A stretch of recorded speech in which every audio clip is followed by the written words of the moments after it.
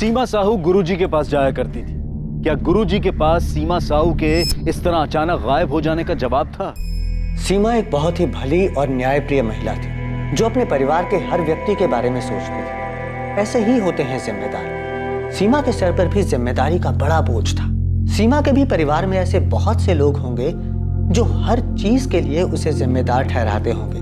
क्या सीमा ने इस बारे में आपसे कोई जिक्र किया था? सीमा मेरी सभा में हमेशा आया करती थी। यहाँ उसे शांति सी मिलती थी, कभी कभी बातें भी किया करती थी। हाँ, कुछ था उसके मन में जो उसे परेशान कर रहा था। मैं नहीं जानती गुरुजी, लेकिन हाँ मैं ये जानती हूँ कि मैं हर वक्त सही नहीं हो सकती। लेकिन अगर हर किसी को सही निर्णय और सही फैसले के लिए मुझी से उम्मीद है तो मैं क्या कर सकती हूँ? कभी कभी समय को अपना काम करने देना चाहिए सीमा। मैं हर चीज समय पर नहीं छोड़ सकती गुरुजी, और उसमें खास तौर पर जब हर कोई अपनी परेशानी का हल ढूंढने के लिए मेरे ही दरवाजे पर आकर दस्तक दे।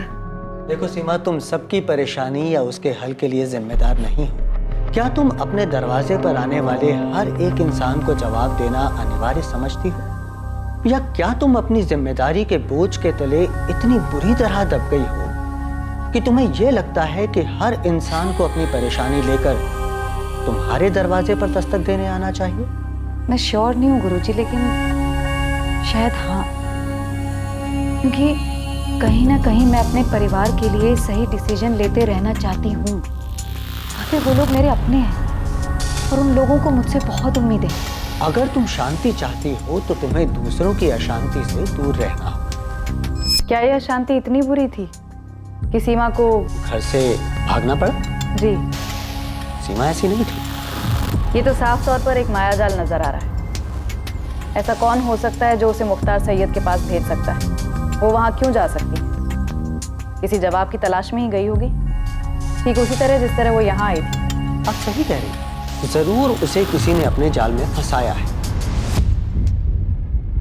सर, मैं आपको पहले ही बता चुका हूँ कि 21 मार्च की सुबह को मेरी और सीमा दीदी की फोन पर क्या बात हुई थी।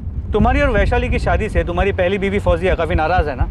लेकिन सर, इस बात का सीमा दीदी से क्या नाता? हमें पता चला है कि सीमा की रजामंदी से तुम दोनों की शादी हुई थी, जिससे फौजिया की जिंदगी बर्बाद हो गई। सर, ये बात पूरी तरह से गलत है, बकवास है। मैं वैशाली और फौजिया दोनों का बराबर ख्याल रखता हूँ सर। मुझे समझ में नहीं आता कि आप लोग आखिर साबित क्या करना चाहते हैं। मैंने नम्रता से हर तरीके से बात की, वो कितनी भी बगावत कर ले, लेकिन अपनी बड़ी बहन सीमा को नुकसान पहुंचाने के सपने में भी नहीं सोच सकती। चाचा जी, मैं आपकी बात समझ सकता हूं, लेकिन एक बात खटक रही है। मुख्तार सैयद जैसे आदमी को मिलने के लिए सीमा कैसे जा सकती है, वो भी उसी दिन जिस दिन वो नम्रता को समझाने वाली थी। जरूर किसी ने हमारी सीमा से नम्रता के बारे में बात करने के लिए आने के मौके का फायदा उठाया है।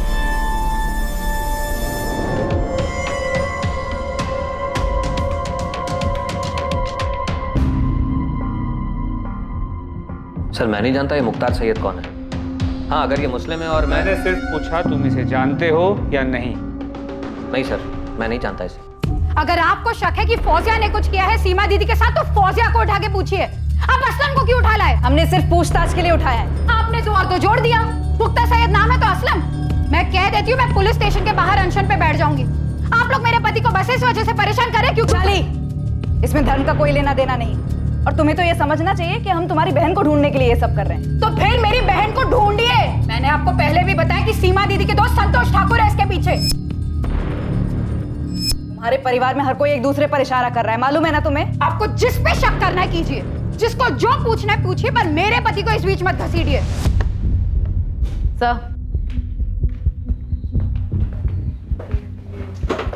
सर, ये वैशाली बहुत हंगामा कर रही है। धमकी दे रही है कि अगर हमने असलम को नहीं छोड़ा तो वो बाहर अनशन पर बैठ जाएगी। चोर की दाढ़ी में तिनका। कह नहीं सकते सर, पर ये सिचुएशन मुश्किल हो सकती है। उसने सीमा के हस्बैंड यशवंत को फोन करके बुला लिया है और बाकी लोगों को भी इकट्ठा कर रही है। ठीक है, उसे बोलो 10 मिनट में असलम को पूछताछ करके छोड़ते हैं। सर, असलम, हम तुम्हें पुलिस स्टेशन क्या ले आए? तुम्हारी बीवी वैशाली ने तो हंगामा मचा दिया। क्यों नहीं मचाएगी सर? क्योंकि वो अच्छी तरह जानती है कि मैं सीमा दीदी के कितना करीब था, और आप लोग बिना किसी वजह के मुझसे इस तरह पूछताछ कर रहे हैं। और एक तरफ आप कह रहे हैं कि इसके पीछे मेरी पहली बीवी फौजिया का हाथ है। सर, आपको लगता है फौजिया इतनी चालाक है कि वो एक जाल बुनेगी और सीमा दीदी उसमें फंस जाएगी? सर, ऐसा करने की हिम्मत सिर्फ उसकी हो सकती है जो सीमा दीदी के सबसे करीब हो। तुम्हारा इशारा यशवंत की तरफ? या फिर सीमा के बेटे राजेश की तरफ? सर मैं कोई नाम नहीं ले रहा, लेकिन आप खुद सोचिए, सीमा दीदी रेड शाइन होटल में एक ऐसे अजनबी इंसान से मिलने जाती है जो कि फर्जी है। मिलने की क्या वजह हो सकती है सर? आप उस वजह को ढूंढिए ना। सर पहली बात तो यह है कि सीमा दीदी किसी पे भरोसा किए बिना उससे मिलने नहीं जा सकती। हर चीज में खुद सोच समझ के वो फैसला लेती थी।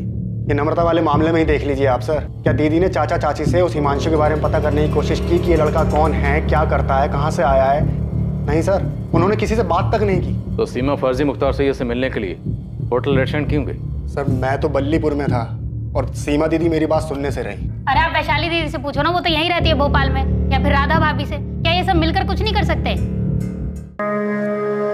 वैशाली के पति असलम शेख को पूछताछ के बाद पुलिस ने छोड़ दिया और ऐसा ही हुआ मुकेश और उसकी बीवी चंचल के साथ। इनके खिलाफ भी पुलिस को कुछ नहीं मिला।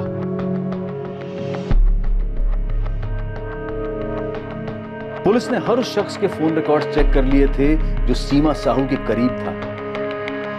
सीमा साहू के पति और उसके बेटे ने अखबारों में इश्तिहार दिया जिसमें सीमा साहू को ढूंढने वालों के लिए इनाम घोषित किया गया था।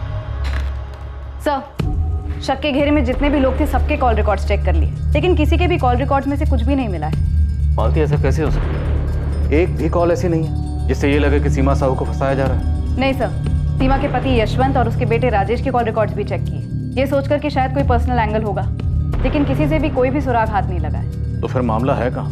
सीमा के पति यशवंत ने सीमा की तस्वीर अखबार में छपवाई, लेकिन सीमा का कोई अता पता नहीं, अभी तक कोई सामने नहीं आया। सर ये हाथी चौक में मैं इतने दिन से जितने भी रिक्शे वाले और प्राइवेट टैक्सी वाले हैं सबको ये फोटो दिखा के घूम रहा हूँ, पर ये सीमा साहू किसी भी पब्लिक ट्रांसपोर्ट से होटल रेड साइन तो आई नहीं है। कोई तो है जो उसे लेके आया है यहाँ। इस मुख्तार सैयद का कुछ पता चला? साहब इस फोटो से तो कोई भी इसे पहचान नहीं रहा। आपके साइबर सेल से इसके बिना मुझ दाढ़ी वाली फोटो आने वाली थी ना, तो कल तक आ जाए। सीमा ने कोई पब्लिक ट्रांसपोर्ट नहीं लिया तो जरूर उसका कोई अपना ही उसे होटल रेड शाइन होटल लेकर गया, और ये सब कुछ बड़ी सोची समझी साजिश के तहत किया गया। तो ये जो भी है बहुत शातिर है, खुद तो अंदर गया नहीं और सीमा को अकेले अंदर भेज दिया। मैं थोड़ी देर में आती हूँ।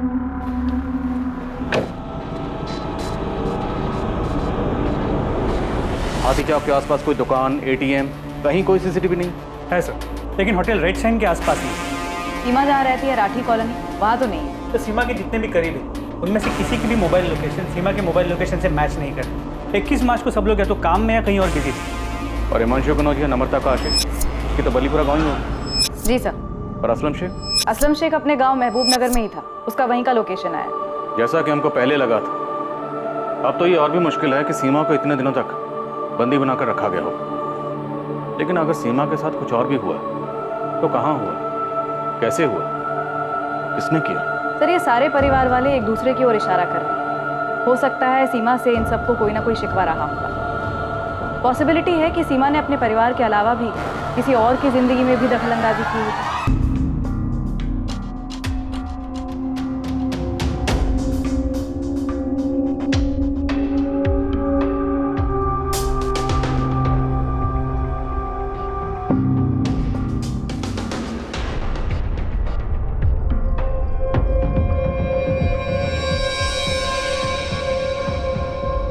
का आदमी नहीं सर, उस बारे में मुझे कुछ नहीं पता, लेकिन हमारे मोहल्ले में सीमा का सबके साथ बहुत अच्छा था। लोग बहुत इज्जत करते थे उसकी, अपनी परेशानियां लेकर आते थे उसके पास सलाह मशवरा के लिए। एक बात समझ से बाहर है कि सीमा किसी फर्जी इंसान को मिलने क्यों जाएगी। कोई तो बात थी जो उसे परेशान कर रही थी, इसलिए किसी के कहने पर वो इस फर्जी मुख्तार सैयद से मिलने अकेली गई, वो भी होटल में। नरेश नागपाल, वैशाली का पहला पति सर, वो सीमा से काफी नाराज था।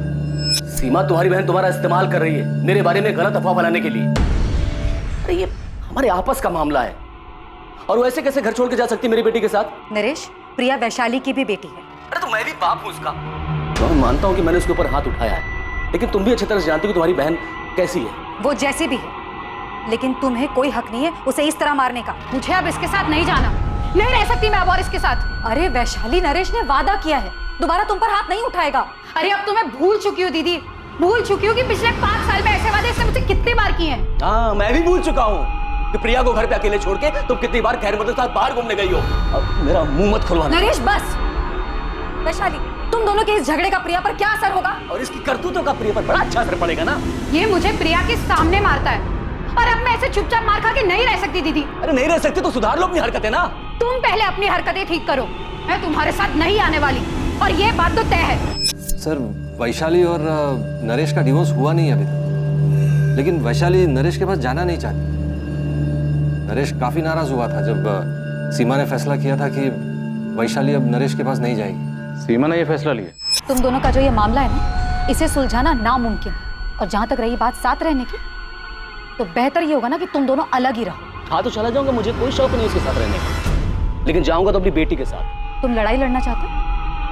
लड़ो, लेकिन प्रिया वैशाली के साथ ही रहेगी। तुम्हारा पक्ष कमजोर हो जाएगा नरेश, ये ध्यान रखना।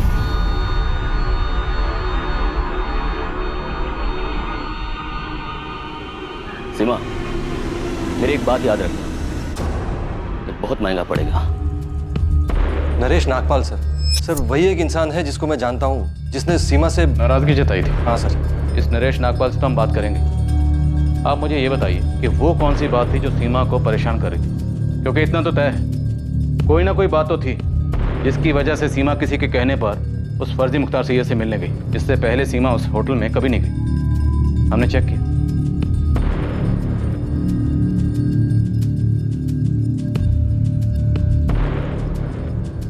एक जवान आदमी बूढ़े के भेष में सीमा साहू से मिलता है, कहीं ये कोई हिस्ट्री शीटर तो नहीं? सर, हिस्ट्री शीटर्स को तो काफ़ी खंगाला है। पिंटू खबरी ने भी काफ़ी लोगों की तलाशी ली।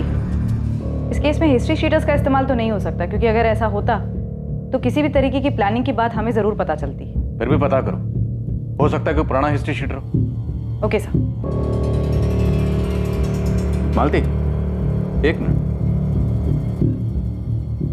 जब हमने इस शख्स को सबसे पहले सीसीटीवी फुटेज में देखा था, तब सीमा के बेटे राजेश ने सबसे पहले ये पॉइंट आउट किया था कि इसकी मूछ, दाढ़ी और विग नकली है। ध्यान से देखिए सर, इस आदमी के चेहरे पे दाढ़ी मूछ सब कुछ नकली लग रहा है। सर, ये तो कोई ढोंगी है। तो क्या राजेश को पहले से पता था कि असली नहीं, नकली? और जैसा कि हम सोच रहे हैं कि सीमा से कोई परेशान हो गया होगा, तो क्या ये परेशानी सीमा के अपने ही घर में उसके सबसे करीब थी? सीमा का बेटा राजेश, सर उससे पूछताछ करनी चाहिए।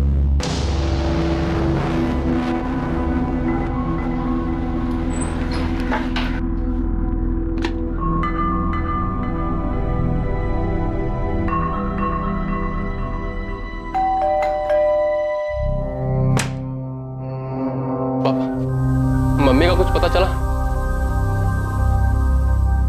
सीमा साहू की मौत हो चुकी थी और उसकी मौत को छुपाने के लिए उसकी डेड बॉडी को दीवार में चुनवा दिया गया था।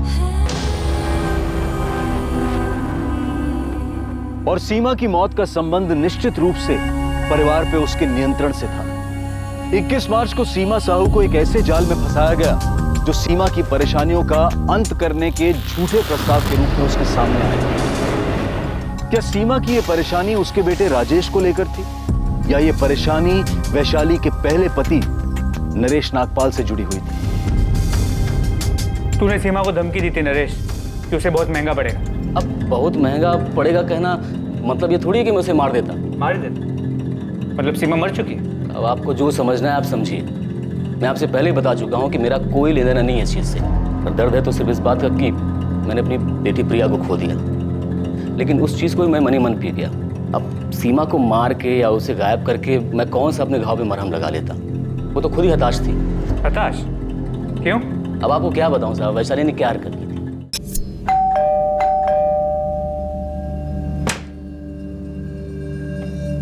प्रिया नहीं है। क्या? वैशाली, मैंने तुमसे पहले ही कहा था मैं आ रहा हूँ, फिर भी? प्रिया की फ्रेंड की बर्थडे पार्टी है, कल ही पता चला था। ठीक है, मैं यही वेट करता हूँ। बाहर ही वेट कर लो, आए तो मिल लेना। एक मिनट, आप कौन होते हमारे बीच में बोलने वाले? मैं। वो मेरे पति हैं। होशंगाबाद के जिस मोहल्ले में हम रहते थे वहाँ आए दिन खबर मिलती थी। आज वैशाली इसके साथ देखी गई, आज वैशाली उसके साथ देखी गई, और मुझे छोड़कर वो भी गई कहाँ? असलम के साथ, जो खुद शादीशुदा था। इन दोनों की शादी हुई भी थी कि नहीं किसे पता। यही बात पूछने में सीमा के पास गया था कि तुमने इसीलिए सपोर्ट किया था अपनी बहन का कि मुझसे अलग हो सके या फिर मेरी बेटी को मुझसे अलग कर दे। देखो नरेश, वैशाली असलम के साथ खुश है और असलम हमारे परिवार के लिए बहुत कुछ करता है। वो हमारी माँ से मिलने टाइम टू टाइम बलीपुर जाता है। मुकेश से भी उसकी अच्छी बनती है। राधा भाभी को भी कोई भी काम हो, असलम हमेशा आगे आता है, वो सबका ख्याल रखता है। लेकिन क्या उसका पहले से शादीशुदा होना सही है? उसकी बीवी है, बच्चे हैं, फिर भी तुमने उसे वैशाली के पति के रूप में एक्सेप्ट कर लिया। मैंने कहा ना तुमसे, वैशाली असलम के साथ खुश है। उसने पहले मेरी जिंदगी उजाड़ी और तुमने उजाड़ने दी। अब वो असलम की जिंदगी उजाड़ रही है और तुम कुछ नहीं बोल रही। तो पता है तुम कितनी गलत हो। जिस आदमी को तुम अपने परिवार का हिस्सा बता रही हो ना, मेरा शौहर है वो। अरे तुम लोगों ने मिलकर मेरी जिंदगी बर्बाद कर दी। फौजिया पहले शांत हो जा। और असलम से ना मैंने नहीं कहा था जाकर वैशाली से प्यार मोहब्बत करे, ठीक है? असलम मेरा शौहर है, मेरे बच्चे का बाप। और आप लोगों ने मिलकर मेरी जिंदगी बर्बाद करने की ना साजिश की है। बद्दुआ देती हूँ आप लोगों को। जैसे मेरी जिंदगी बर्बाद हुई है ना सीमा, एक दिन तुम्हारी भी जिंदगी ऐसे ही बर्बाद होगी, देख लेना तुम। देखो नरेश, मैंने ना तुम्हारा घर उजाड़ा है और ना ही असलम का। कभी वैशाली से मैंने ये नहीं कहा कि वो तुम्हें छोड़ दे, और ना ही कभी मैंने ये कहा है उससे कि वो जाकर असलम के साथ रहे। सीमा, याद रखना, जुर्म करने वाले का साथ देने वाला भी उतना ही बड़ा गुनहगार होता है। नरेश, बस बहुत हुआ। तुम एक काम करो, जाकर वैशाली से अपनी प्रॉब्लम सुलझाओ। अरे थक गई तुम लोग की बातें सुन सुनकर। अच्छा, ये बात तुम्हें पहले सोचनी चाहिए थी कि ये मेरे और वैशाली के बीच का मामला है और हमारे बीच में हमारी बेटी थी। सीमा, तुम्हें हमारे मामले में दखल देना ही नहीं चाहिए था। सर, अब सीमा को मार के उसे गायब करके मेरी बिखरी जिंदगी तो वापस नहीं मिलने वाली ना। सीमा को दूसरों की जिंदगी में दखल देने की और बिना जरूरत के फैसला लेने की आदत थी। अब उसकी इस बात पर कोई खफा हो गया होगा, किसी को इतना गुस्सा आया होगा कि, लेकिन साहब मैं वो आदमी नहीं। ये तुम क्या कर रहे हो मुकेश? हर महीने राधा भाभी को जो पैसे भेजते हैं वही भेज रहा हूँ। और नहीं भेजोगे तो क्या वो मर जाएंगी? अरे लेकिन चंचल, हम हर महीने उनको देते हैं। हर महीने जबरदस्ती भेजते थे सीमा दीदी के कहने पर, और अब तो सीमा दीदी नहीं है। कब कल आएगी मुकेश? पैसे भेजने की कोई जरूरत नहीं है, फोन ही मत उठाओ राधा भाभी का, वो खुद ही समझ जाएंगी। मुकेश अब फोन ही नहीं उठा रहा है वैशाली। मैं मुकेश से बात करती हूँ। ये सीमा ऐसे कहाँ चली गई? मुझे क्या पता भाभी, मुझे थोड़ी बोल कर गई वो। मैं भी तो यही थी ना आप लोगों के साथ। सीमा यहाँ होती ना तो मुकेश ऐसा बर्ताव कभी नहीं करता। तो ठीक है, आप इंतजार कीजिए सीमा दीदी के वापस आने का, वहीं आकर मुकेश से बात कर लेंगे। तुम ऐसे क्यों बात कर रही हो? क्योंकि आप बात ही ऐसे कर रही हो। भाभी, मैं कह रही हूँ कि मैं मुकेश से बात करती हूँ, लेकिन नहीं, आप बोल रही हो कि सीमा दीदी यहाँ होती तो ऐसा नहीं होता। आप लोगों ने ना उन्हें भगवान बनाकर ना जाने कौन से 7वें आसमान पर बिठा रखा। तुझे क्या हो गया वैशाली? मैं भी परेशान हूँ। वहाँ चाचा जी बार बार मुझे फोन करके पूछ रहे कि सीमा दीदी अब तक लौटी क्यों नहीं। ये यशवंत जीजा जी मुझसे बार बार पूछ रहे कि मुझे कुछ सीमा दीदी ने बताया था क्या। माँ भी मुझसे ही बार बार पूछ रही है। जब तक सीमा दीदी थी तब तक सब उसी को पूछते थे, अब नहीं है तब भी उसी के बारे में सवाल कर रहे हैं। बस सीमा सीमा सीमा सीमा सीमा ही सब कुछ है, बाकी किसी की कोई लाइफ नहीं है। वैशाली, तेरा कुछ झगड़ा हुआ है क्या असलम के साथ? बड़ी जल्दी अक्ल आ गई तुझे? खाना खाने देगी चैन से मुझे? क्यों? उस कमीनी ने भी चैन से खाने नहीं दिया? अगर वो कमीनी है ना, अपनी शक्ल देख ले शीशे में जाके। वो तूने कहावत सुनी है, आसमान से गिरे खजूर पे अटके वैसी हालत हो गई मेरी। खजूर पे नहीं अटका तू, बवंडर में फंसा है। वैसे तूने सब किया किसके लिए? हाँ, उस सीमा के भाई मुकेश और उसकी पत्नी चंचल के लिए, या सीमा के बेटे राजेश के लिए, या जिस खजूर पे अटका हुआ ना उस वैशाली के लिए? दिशा मिश्रा नाम है लड़की का, आपके बेटे राजेश के साथ कॉलेज में पढ़ती है। मैंने खुद राजेश से साफ साफ पूछा कि उसने कुछ किया है क्या। तो हमें भी आकर बता देती कि राजेश की माँ सीमा को तुम्हारा और राजेश का मिलना जुलना पसंद नहीं है। हाँ, लेकिन मुझे नहीं पता था कि उस वजह से राजेश ने कुछ किया होगा। मैंने तो उससे ऐसे ही पूछ लिया था। यशवंत, इतनी बड़ी बात, ऐसा तो हो ही नहीं सकता कि आपको पता ही ना हो कि आपके बेटे राजेश की इस दिशा को लेके अपनी माँ से लड़ाई चल रही थी। राजेश, पुलिस मुझसे बार बार पूछ रही थी कि तुम्हारी मम्मी किस बात को लेकर परेशान है। मैंने कुछ बताया नहीं उन्हें। पापा? राजेश, सच सच बता दो, सच जानना है मुझे। सर, राजेश अपनी मम्मी के साथ ऐसा कुछ नहीं कर सकता। सर, मैंने पूछा था उसे, उसने बताया मुझे उसने ऐसा कुछ नहीं किया है। अब यही बात हमें आपके बेटे से पूछने दी, लेकिन ये दिशा मिश्रा वाली बात आपको खुद हमें बहुत पहले बतानी चाहिए थी। अब साफ साफ बताइए, क्या आपकी पत्नी सीमा की परेशानी की वजह यही थी?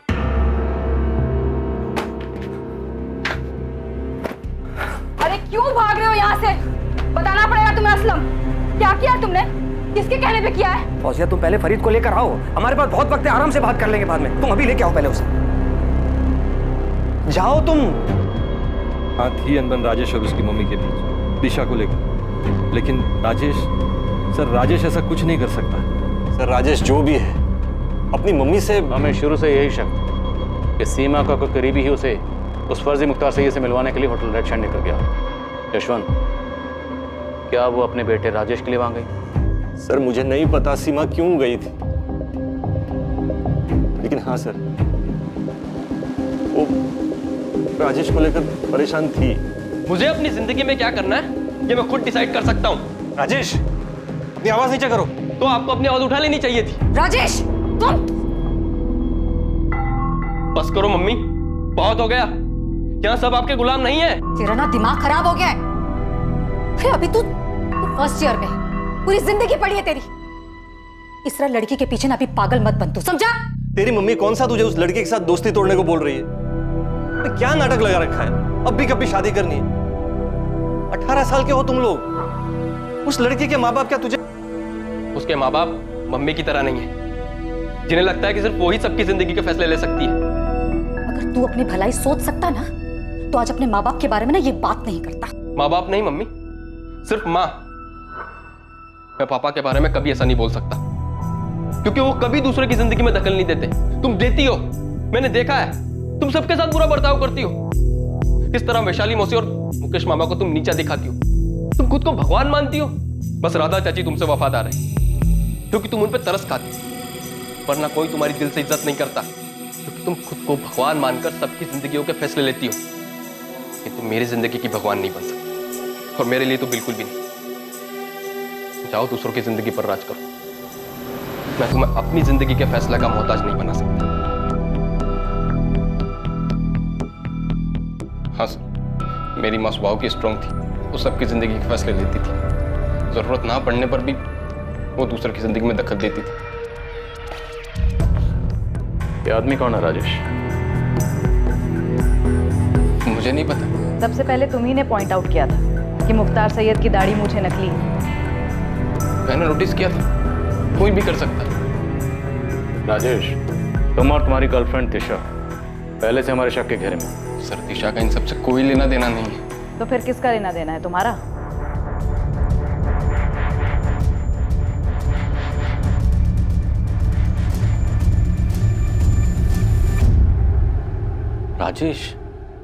राजेश ने किया ये? राजेश को पुलिस कस्टडी में ले चुकी है, लेकिन उसने अब तक कुछ बताया नहीं। The number you have called is currently switched off. आप लोग मुझसे सवाल कर रहे थे ना कि मैंने सीमा दीदी के साथ में क्या किया है। अब देखा किसने अपना गुस्सा निकाला है। वैसे क्या जरूरत थी सीमा दीदी को हर किसी के फैसले लेने की? क्या हर कोई अपने फैसले खुद नहीं ले सकता था? उनके अपने घर में बगावत चल रही थी। अगर सीमा दीदी के साथ में राजेश ने ऐसा कुछ किया भी है ना, माँ बाबा, उसका कसूरवार कोई और नहीं, आप सभी लोग हैं। आप सभी ने सीमा दीदी के इतने पर लगा दिए थे, उन्हें विश्वास दिलाया कि वो ही सबके सही गलत के फैसले ले सकते हैं। उन्हें इतना सर पे चढ़ा लिया था कि वो खुद को भगवान मानने लगी। ना मैं ये जानता हूँ कि ये मुख्तार सैयद कौन है, और ना मैं ये जानता हूँ कि ये आदमी कौन है। तो फिर कौन जानता है राजेश? किसने तुम्हारी मदद की थी 21 मार्च को दोपहर 12 बजे तुम्हारी माँ को होटल रेड सैंड ले जाने में? सब कुछ पहले से तय था ना कि कोई तुम्हारी माँ को बोलेगा कि होटल रेड सैंड जाना है और मुख्तार सैयद से मिलना। क्यों? क्योंकि वो तुम्हारी माँ की मदद करेगा, जिससे तुम अपनी गर्लफ्रेंड दिशा से दूर हो जाओगे और अपनी माँ के आज्ञाकारी बेटे बन जाओगे।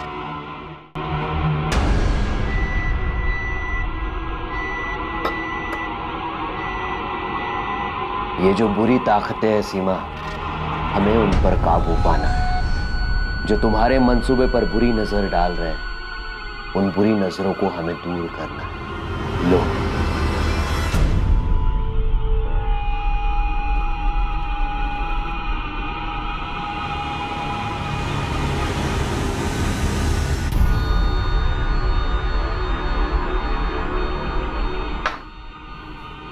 क्या इससे वो सारी बुरी शक्तियां खत्म हो जाएंगी जो आसपास मंडरा रही हैं? ये सब कुछ साफ कर देगा सीमा, सब कुछ। सभी बुरी शक्तियों को नष्ट कर देगा ही।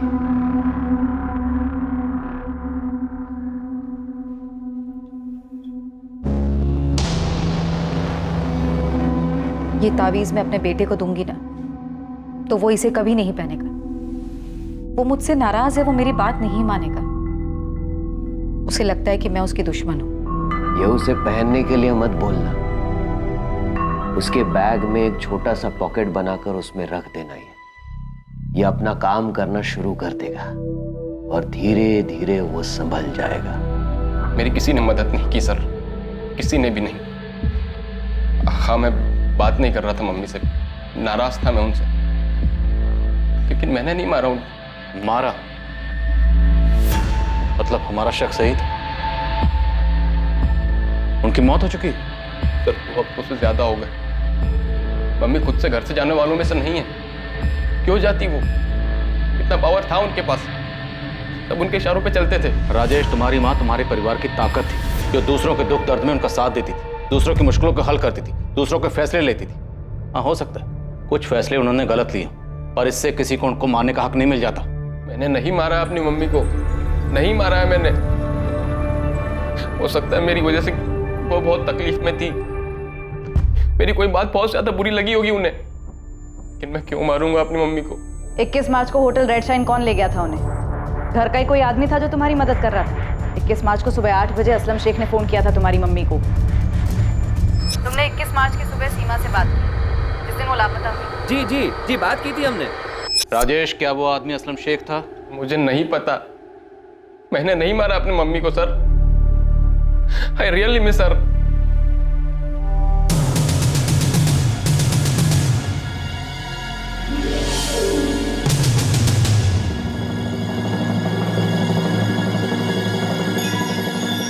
इस मामले में एक और चौंका देने वाली बात सामने आई। असलम शेख भी अब लापता हो गया।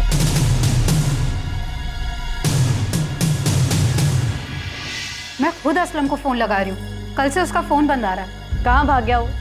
उधर हम राजेश तक पहुँचते हैं और इधर असलम भाग जाता है। मुझे भी नहीं पता, मैं खुद उस तक पहुँचने की कोशिश कर रही हूँ। उसका छोटा भाई शमशेर भी नहीं जानता कि असलम चला कहाँ गया। सर आप क्या ढूंढ रहे हैं सर? अंदर के कबाड़ भी खाली है, लगता है दोनों भाग गए, असलम और फौजिया। कहाँ गए दोनों? सर नहीं पता सर, महबूब नगर में अम्मी अब्बू को भी फोन किया था सर, वहाँ पे भी नहीं है। देख, इतना तो साफ है कि ये सब कुछ असलम का किया था। अगर जल्द हाथ नहीं लगा ना, बुरा फंसेगा। अब ये बात पूरे परिवार को पता चल चुकी थी कि सीमा के साथ हुई इस वारदात में असलम शेख का ही हाथ था। और उनके लिए और भी चौंकाने वाली बात ये थी कि सीमा का बेटा राजेश खुद एक संदिग्ध था। शायद अपनी मां को फंसाने की साजिश में असलम शेख से मिला हुआ था। सीमा को पहले जाल में फंसाना, फिर उसकी हत्या कर देना, ये साजिश अब साफ होती जा रही थी। लेकिन असलम तक पहुंच पाना और ये साबित कर पाना कि इसमें राजेश का भी हाथ है, अब भी बहुत मुश्किल नजर आ रहा था। क्या सच में राजेश का अपनी मां की हत्या में हाथ था? बड़ी थी वो, तुम सबसे बड़ी। तुम्हारे पापा के गुजर जाने के बाद मैं बिल्कुल टूट गई थी। मुझे खुद समझ में नहीं आ रहा था कि इतनी सारी जिम्मेदारियां मैं कैसे संभालूंगी। तब सीमा ने आगे बढ़कर सब कुछ संभाला था। वो भी कह सकती थी कि उसका अपना परिवार है जिसे उसको संभालना है। ये परेशानियां, ये जिम्मेदारियां उसकी नहीं है, पर उसने जो किया सिर्फ तुम लोगों के लिए किया, एक हक के साथ कि ये परिवार उसका है। सर, असलम शेख जहां भी जा सकता है, दोस्त, रिश्तेदार, उन सबके घर के आसपास खबरियों को तैनात कर दिया। और अभी तक उसका कुछ पता नहीं चला? नहीं सर। दिनेश, ऐसे कहाँ गायब हो गया वो? सर, मुझे लगता है कि असलम को पता चल गया था कि हम इस केस को सुलझाने के काफी करीब आए। सर, राजेश से 15वीं बार पूछताछ कर चुके हैं। वो अपने बयान पर डटा हुआ है और उसके खिलाफ हमें कोई सबूत भी नहीं मिला है। सर, आई फील राजेश इस केस में इन्वॉल्व नहीं है। क्यों? सर, इतना तो पक्का हो गया कि असलम शेख इसमें इन्वॉल्व है, लेकिन असलम राजेश के लिए ये सब क्यों करे? सर, आई मीन असलम को कोई तो फायदा होना चाहिए। राजेश असलम को ऐसे क्या दे सकता है कि असलम राजेश के लिए ये करे? अगर फायदे की बात है तो फिर मुकेश हो सकता है। उसकी पुश्तैनी घर और जमीन सीमा उसे बेचने नहीं दे रही थी।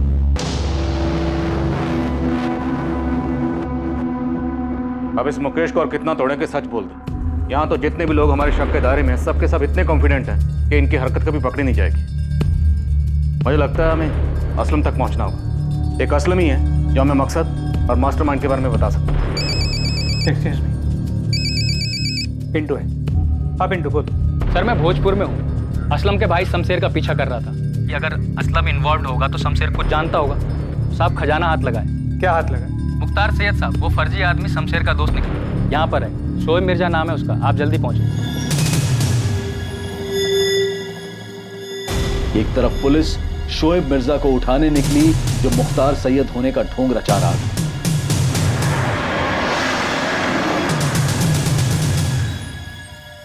और दूसरी तरफ पुलिस ने असलम शेख के छोटे भाई शमशेर को उठाया। आइए सब, ये वाला सामने वाला करें।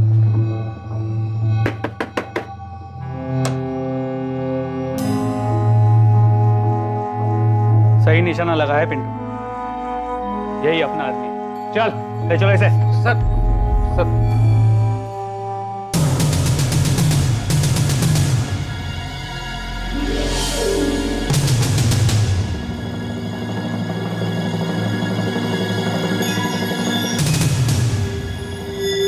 माशाअल्लाह, सही लग रहे हो शोएब।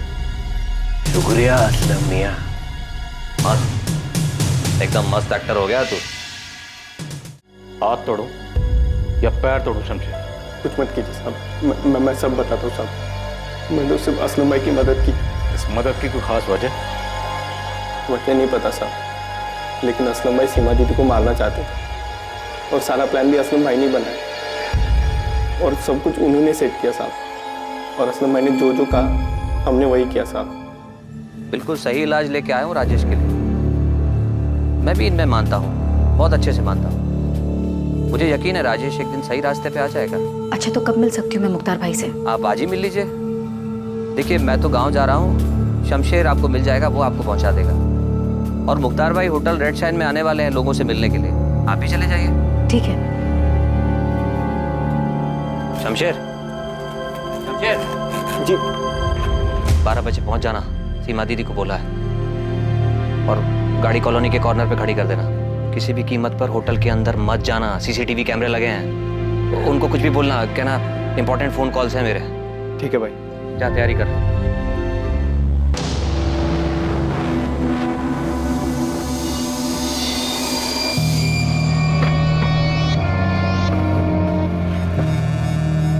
नमस्ते सीमा दीदी। नमस्ते शमशेर।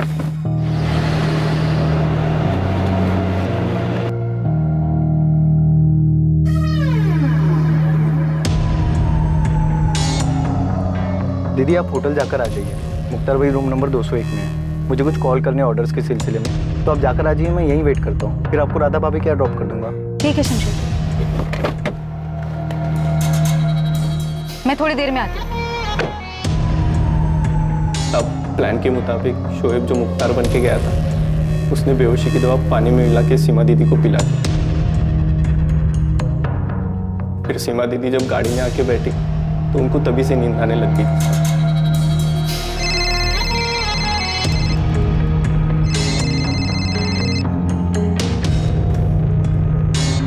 हाँ संतोष। हेलो सीमा, कहाँ पर हो? सब लोग वेट कर रहे हैं तुम्हारा। मैं पहुंच रही हूँ। वो एक सहेली के घर पे कुछ काम था, वो काम खत्म करके बस आ रही हूँ। कहाँ पर हो तुम? हाँ संतोष, मैं आ रही हूँ, रास्ते में ही हूँ मैं तुम।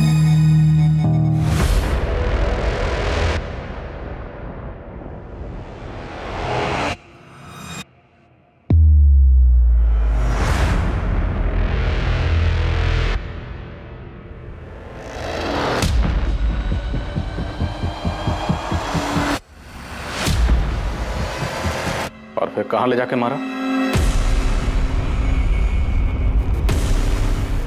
हाशिम हाथ पकड़।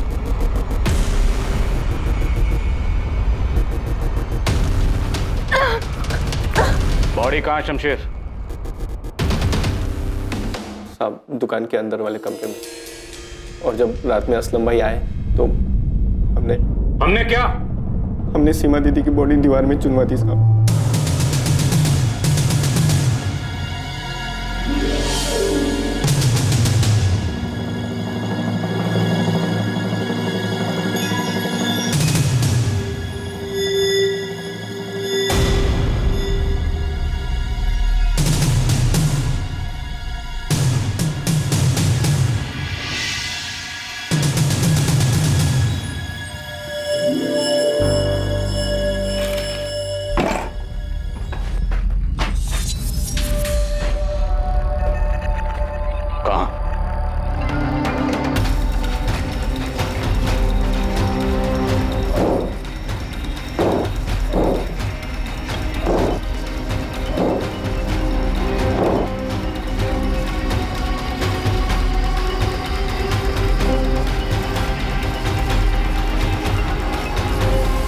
असलम सीमा को क्यों मारना चाहता? नहीं पता साहब। तुमने बस उसकी मदद की है ना? वो मेरा भाई है साहब। लेकिन किस लिए? किसके साथ मिलकर इतनी बड़ी प्लानिंग की थी सीमा को मारने की? कारण कौन था? सीमा का बेटा राजेश या सीमा का भाई मुकेश? मुझे कुछ नहीं पता, मैं सच बता रहा हूँ साहब, मुझे कुछ नहीं पता। असलम मैंने सीमा दीदी को क्यों मारा, ऐसा क्यों किया, मुझे कुछ नहीं पता। वो वैशाली से निकाह करके ना बहुत बड़ी गलती की असलम भाई ने, और फौजिया भाभी को भी धोखा दी। जब असलम भाई सीमा दीदी को मारने का प्लान बना रहे थे तब असलम भाई बहुत परेशान थे। परेशानी की हालत में उसने सीमा के मर्डर का प्लान बनाया। असलम कहाँ है? असलम कहाँ है? बोल असलम कहाँ है? बता दो। असलम भाई और फौजिया भाभी होशिंगाबाद में वहां छुपे हैं। होशंगाबाद में कहाँ?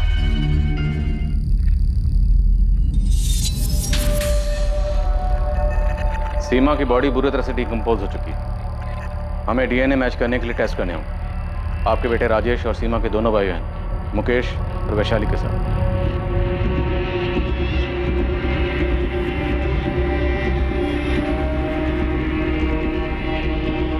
दीदी की डेड बॉडी मिली है माँ, उन्होंने मुझे बुलाया डीएनए सैंपल्स के लिए। और वो असलम शेख, वो पकड़ा गया कि नहीं? उन्हें पता चल चुका है कि वो कहाँ छुपा है। सीमा, बच्चे।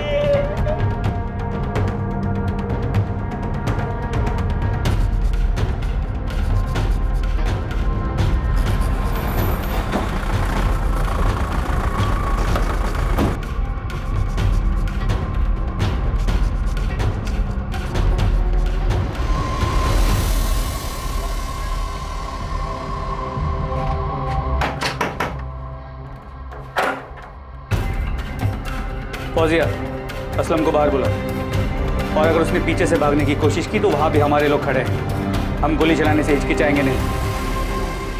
तेरे छोटे भाई शमशेर को हमने तोड़ा, तेरी दुकान पे काम करने वाले हाशिम को भी तोड़ा, और तेरे उस मुख्तार सैयद उर्फ शोएब मिर्जा को भी। अब तेरी बारी। और इस बार तेरी बीवी वैशाली को यहाँ आके जितना चिल्लाना है चिल्लाने बोल, तेरी चीखें उससे ज्यादा जोर से निकलेंगी। हाँ तो सबसे पहले उसे घसीट के लाइए सर, उसको लगाइए 2-4 थप्पड़ और उसकी ऊंची आवाज को चीखों में बदल दीजिए सर। वैशाली, ये सब तेरा और वैशाली का किया हुआ है? सर मैंने किया नहीं, वैशाली ने मुझसे करवाया। जीना आराम कर दिया था उसने मेरा। शमशेर सही कहता था कि वैशाली से निकाह करके मैंने अपनी जिंदगी जहन्नुम बना ली। वही मारनी चाहती थी अपनी बड़ी बहन सीमा को, उसी ने मुझसे ये सब करवाया। तो मुझे धमकी दे रही है वैशाली? मुझे? अभी हमने दुनिया को दिखाने के लिए भले ही माला डाल के कर ली असलम, पर कोई मैरिज सर्टिफिकेट नहीं है ये बात प्रूफ करने के लिए। अगर पुलिस के पास गई ना तो तेरे पे रेप का चार्ज लगवाऊंगी। किसी जलील औरत है तू, अपनी बहन को मरवाने की बात कर रही है? होश में तो है? और मैं तेरी बात ना मानूं तो मुझे रेप केस में फंसवाएगी?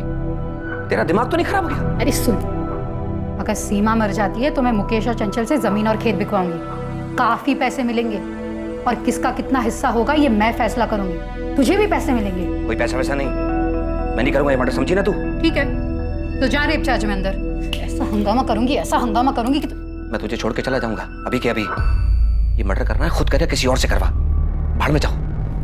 मर्डर करेगा तू असलम, कोई और नहीं। तुझे कोई नुकसान नहीं होगा, वरना मैं तुझे पूरा बर्बाद कर दूंगी।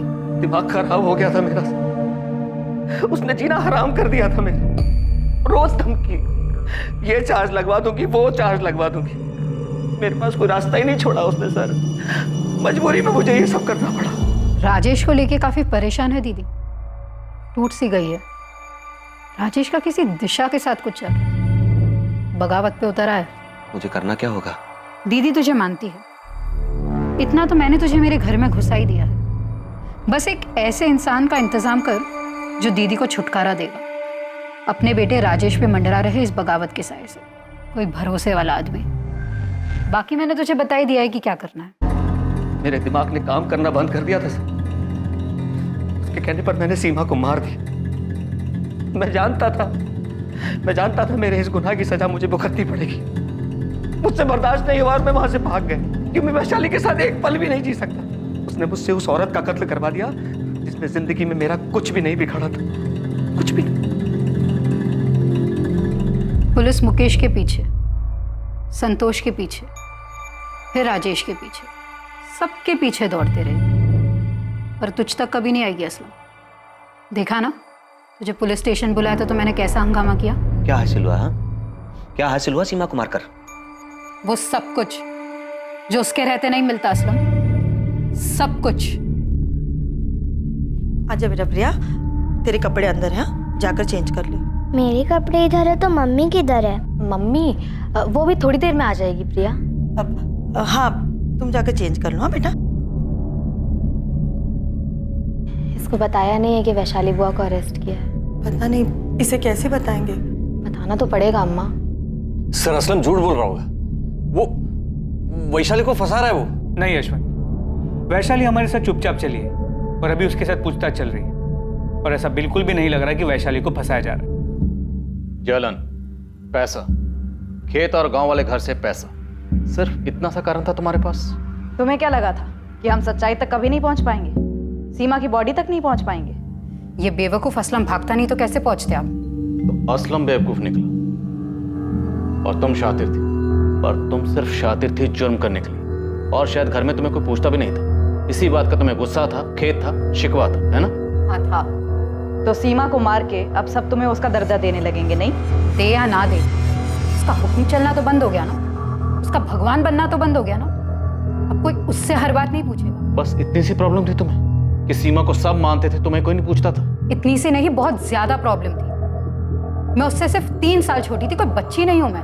पर घर बेचना हो, खेत बेचना हो, किसको कितना मिलना चाहिए, किसको क्या करना चाहिए, क्या नहीं करना चाहिए, सबसे सिर्फ उसी को पूछते थे। वही सारे फैसले लेती थी, वही सब कुछ चलाती। तो मार दिया मैंने उसे, लेकिन आपने देख लिया होगा घर में सबको प्रॉब्लम थी उसके भगवान बन के बैठे रहने से। सब लोग चाहते थे कि सीमा नाम के सरदर्द से बस छुटकारा मिल जाए। हो सकता है तुम्हारे घर में बाकी लोगों को भी सीमा से प्रॉब्लम थी, पर किसी ने उसे मारने के बारे में नहीं सोचा। उसे मारने के बारे में सिर्फ तुमने सोचा। तुम जानती थी कि सीमा अपने बेटे राजेश को लेकर परेशान थी। तुमने उसकी इस कमजोरी का फायदा उठाया, उसे जाल में फंसाया और उसे दर्दनाक मौत दी। हाँ दी, मैंने उसे दर्दनाक मौत दी, क्योंकि मेरे अंदर भी बहुत दर्द था उसकी वजह से। असलम शेख, उसके भाई शमशेर शेख, हाशिम खान और शोएब मिर्जा को सीमा साहू के मर्डर के लिए दफा 302, किडनैपिंग के लिए दफा 364, सबूत मिटाने के लिए दफा 201, क्रिमिनल कॉन्स्पिरेसी के लिए दफा 120B और दफा 34 के तहत गिरफ्तार किया गया। साथ ही साथ सीमा साहू की बहन वैशाली नागपाल को भी सीमा के मर्डर के जुर्म में गिरफ्तार किया गया है। वैशाली की बेटी का ध्यान अब वैशाली की भाभी राधा रखती है। फौजिया ने असलम की वैशाली से दूसरी शादी को स्वीकार कर लिया था। अब वो ये स्वीकार कर रही थी कि असलम की दूसरी बीवी के साथ असलम भी एक अपराधी है। सीमा के बेटे राजेश को यह पछतावा था कि वो अनजाने में अपनी मां के लिए चिंता का कारण बन गया था, जिसे ढाल बनाकर एक जाल बिछाया गया जो सीमा की मौत का कारण बना।